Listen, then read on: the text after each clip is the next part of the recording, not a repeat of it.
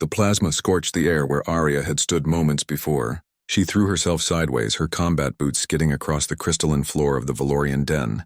Behind her, tucked against the far wall, huddled the small form she'd sworn to protect. Rex was barely a season old by Valorian standards, still covered in the silvery down that marked his species' youth. His triple-jointed legs trembled as the sounds of slaughter echoed through the underground colony. Above them, Arya could hear the Krell death squads methodically executing every living soul they found. "Stay quiet," Arya whispered, her voice hoarse from the smoke that filled the tunnels. Her left arm hung useless at her side, the bone shattered by a glancing plasma burst. Blood soaked through her tactical vest, warm and sticky against her ribs. She'd been the only human assigned to the Valorian settlement on Kepler 442b. A xenoanthropologist, they'd called her. A bridge between species. Now she was the only thing standing between genocide and one terrified cub. The Krell had come without warning. Their warships had simply appeared in orbit, and within hours the peaceful mining colony had become a killing field. The Valorians, a proud feline-like species known for their art and philosophy, had never stood a chance. They were scholars, not soldiers. Their claws were made for carving sculptures, not fighting wars. Arya had fought anyway. She'd killed 3 Krell soldiers with her service pistol before the weapon had melted in the heat of their return fire. She'd used a fallen warrior's ceremonial blade after that. The ornate weapon never meant for actual combat, but sharp enough to find the gaps in exoskeleton armor. Her military training from Earth's peacekeeping corps had flooded back, muscle memory from a life she'd tried to leave behind. But there were too many of them. Heavy footsteps resonated through the corridor.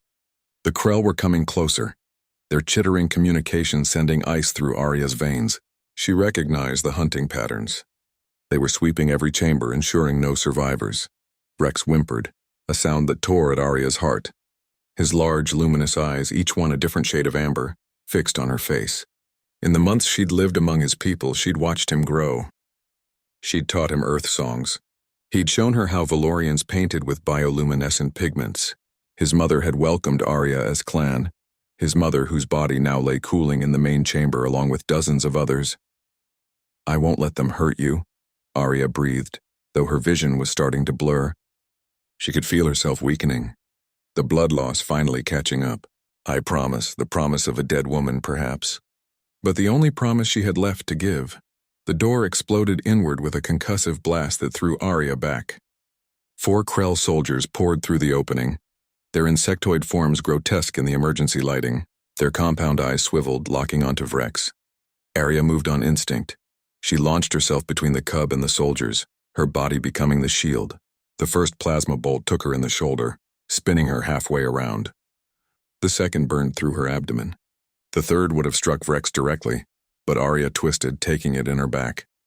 She collapsed over the cub, her failing body forming a protective cage around his small form. Through the haze of agony, she felt Vrex's soft fur against her cheek, heard his terrified keening. The Krell approached slowly, weapons raised. The lead soldier chittered something that might have been amusement. It leveled its weapon at Arya's head, preparing the final shot. That's when Vrex spoke. His voice was small, breaking with grief, but the words carried the weight of something ancient, something primal that transcended species and worlds. "Remember every one of their faces," he snarled through his tears, his young voice gaining strength. "Their compound eyes, their marking patterns, the way they smell of sulfur and death." Arya felt him trembling beneath her, but it wasn't just fear anymore. It was rage, pure crystalline rage that she recognized. The same fury that had driven humans to survive every catastrophe their species had ever faced. "She was human," Vrex continued, his claws extending for the first time in his young life. "And humans remember.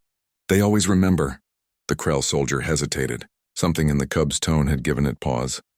"I will live," Vrex swore, his voice carrying the promise of prophecy. "I will grow. And when I'm strong enough, I will find every human in this galaxy. I will tell them what you did here. What you did to her." Arya tried to speak, to tell him to stay quiet, to survive by surrendering, but her lungs were filling with blood. The words wouldn't come. And then, Vrex whispered, "They will show you why humanity survived their own homeworld, why they clawed their way to the stars when every predator tried to drag them back to the mud. They will show you what it means to make an enemy of Earth." The Krell soldiers shifted uncomfortably. They'd heard the stories, every species had. Humans were supposed to be diplomats now, peacekeepers, scientists. The wars of Earth were ancient history.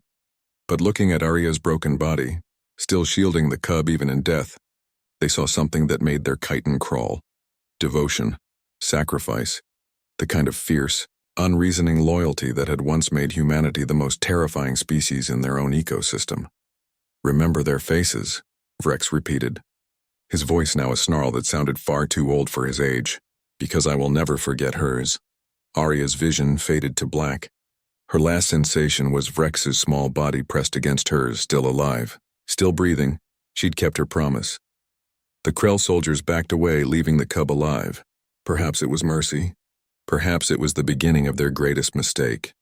Either way, as Arya died in that alien den on a distant world, she died knowing one truth that every human eventually learned. Love is the weapon that survives all others, and vengeance is just love with teeth.